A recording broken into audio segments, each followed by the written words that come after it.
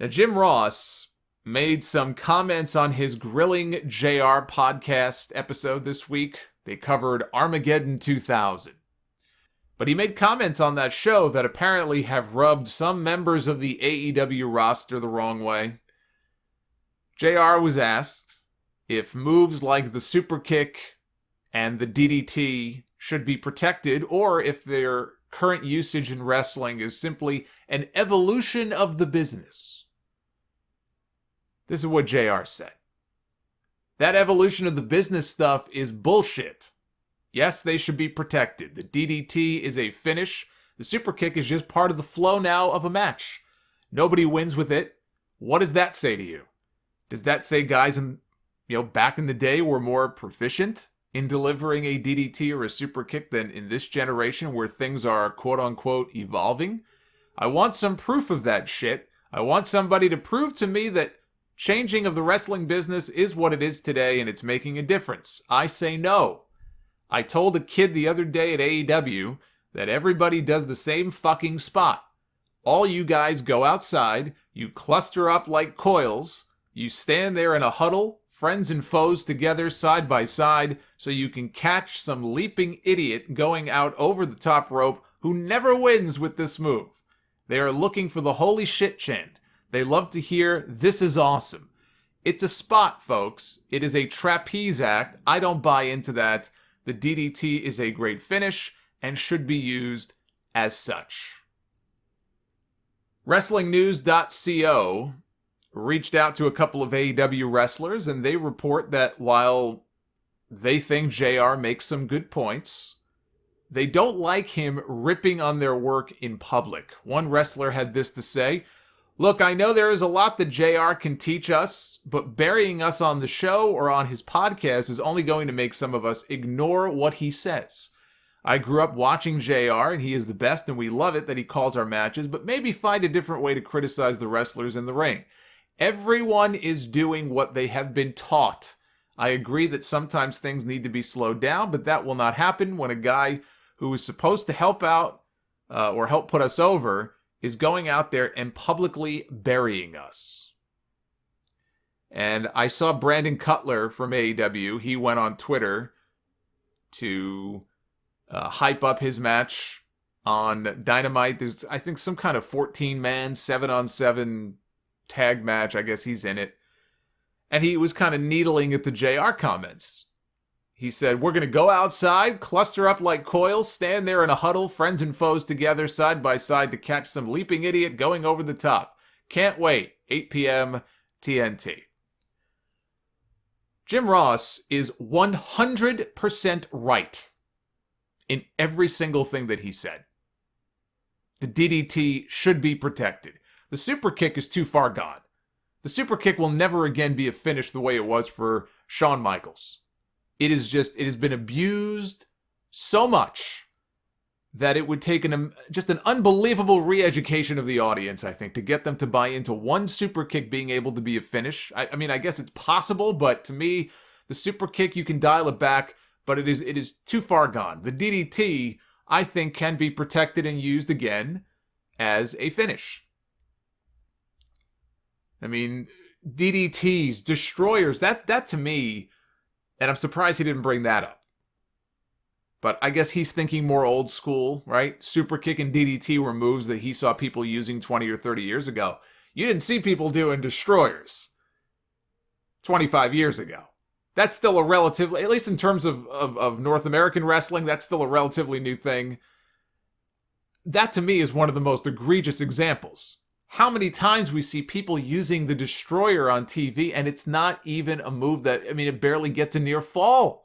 Sometimes they don't even follow it up with a near fall. It's just a transition spot in a match. And I go on and on about how bullshit that is. So I agree 100% with where JR is coming from on that stuff. The guys clustering together and standing there like idiots to catch people on dives, as often as we see it, it is bullshit. It is bullshit. And this is not just an AEW problem. This is a wrestling problem. I was struck by that quote from the anonymous AEW wrestler. Everyone is doing what they have been taught, is what this person says. Therein lies the problem. This is how they're teaching these people now. This is how these kids are being taught. They're teaching them the dives. They're teaching them these dumb spots. And then they think, well, this is just what you do in a wrestling match. And they'll say, wrestling has evolved. Wrestling has devolved because of stuff like that. There is a time and a place. I'm not saying just complete banishment. There is a time and a place to do that stuff. Now they use it so much that it doesn't mean anything. Jim Ross said absolutely nothing wrong. I do think he needs to stop criticizing the spots during the shows, like right after they happen. You've heard me talk about that from day one. I've made comments before about JR burying the show during the show, and I think he does less of that now. I will agree on that. That is not the time or the place to be doing that. I think that is a fair criticism, and I've called him out for that before. When you are in the middle of calling matches on live TV, to take little digs at the moves, that does not do anybody any good. But him talking about stuff like this publicly on his podcast or him giving an interview to a news outlet and commenting on it publicly, I see nothing wrong with that. I think that's fair game. And I think he is absolutely dead on in that criticism. I talked a little bit about this on the Wednesday night stream, but Impact last week was the real beneficiary from this working relationship that the two promotions seem to have. The hope was that by having Kenny Omega and Don Callis make a special appearance together on Impact, that it would boost their viewership. And it did. In fact, their previous record on Twitch was 17,000, and they peaked. While Omega was on the show on Twitch, they peaked with over 52,000 viewers. On Access TV, the show had 221,000 viewers, which was up from 166,000 the week before. And I know that Impact put out a press release talking about total viewership and engagement, including YouTube and clips on social media, was something like 750,000. If you put everything together, then of course, if you do that with WWE, then they would probably have 3 or 4 million.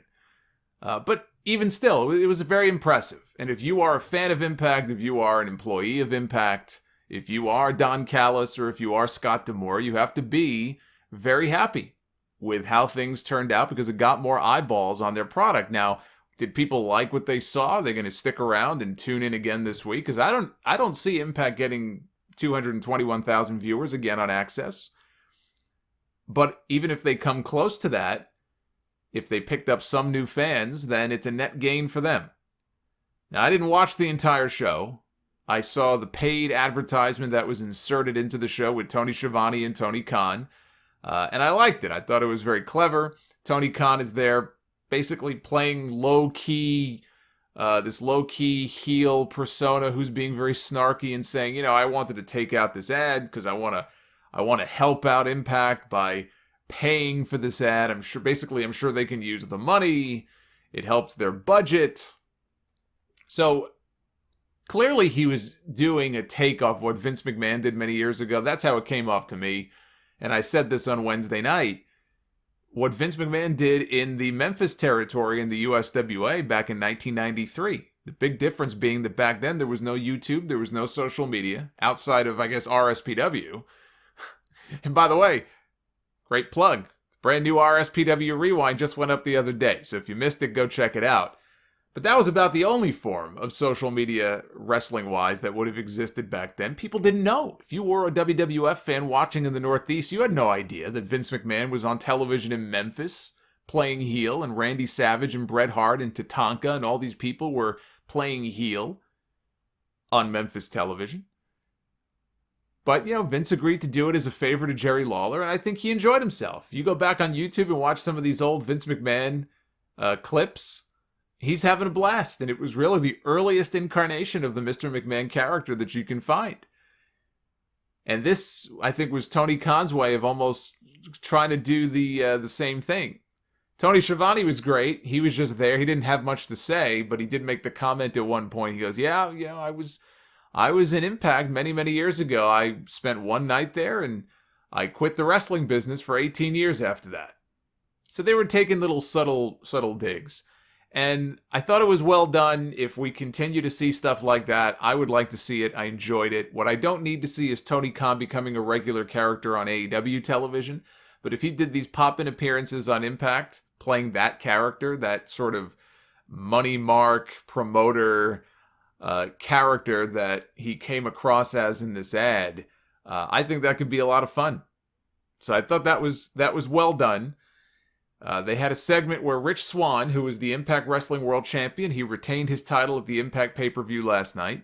He was trying to get into the parking lot, and the security guard stopped him and said, "This is reserved for the champion only." And that champion was not Rich Swann. That champion was Kenny Omega. And Rich Swann was not happy about that. So they are already planting the seeds for a potential match between Rich Swann and Kenny Omega. And then they had Josh Matthews on the tour bus with Kenny and with Don Callis. And Callis tried to talk this up like this. Everything that's happened was all part of this grand master plan that was hatched years and years and years ago. He said, I'm the one that got that match booked at Wrestle Kingdom a few years ago, which is true, between Chris Jericho and Kenny Omega. Tony Khan has made the comment before that match was sort of the beginnings of what would lead to AEW. And so therefore, if you look at it like that, by Tony Khan's own admission, Don Callis says that we are responsible for the genesis of All Elite Wrestling. All of this is because of us. And Callis and Omega together are great. It's like their own little version of Lesnar and Heyman, and only if Lesnar talked more. Lesnar doesn't usually have much to say. He usually leaves the talking to Paul Heyman. But I like the dynamic between these two. I like the idea of Don Callis going forward, which he is going to be the manager. He's going to be full-time with Kenny Omega. I like it. I like the pairing. I like this segment. Kenny Omega was teasing the fact that he wants to become a collector of different championships. And I said on the Dynamite stream that it strikes me, depending on how far they go with this, are we going to see Kenny Omega, for example, appearing for different promotions, winning their title?